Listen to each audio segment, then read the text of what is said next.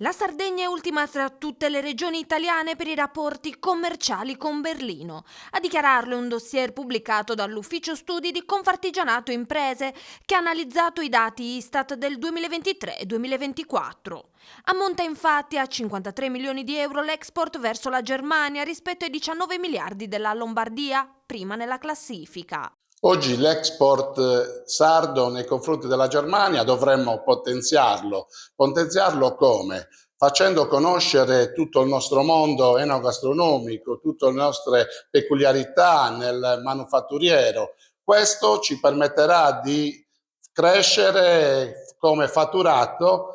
Un segnale allarmante, ha dichiarato il presidente di Confartigianato Sardegna Giacomo Meloni, anche per quanto riguarda il turismo. Il timore è che la perdurante recessione tedesca possa influire sulle migliaia di presenze turistiche, soprattutto nei mesi di bassa stagione. Abbiamo due possibilità: uno, come istituzioni e imprese, lavorando in Germania, facendo conoscere i propri prodotti, ma all'altra parte abbiamo un turismo tedesco che insomma conosce benissimo quelle che sono le nostre peculiarità. Secondo l'ultimo report, nell'anno passato, le imprese della Sardegna hanno esportato principalmente prodotti alimentari e bevande, seguiti da articoli chimici, metalliferi, del settore moda e petroliferi.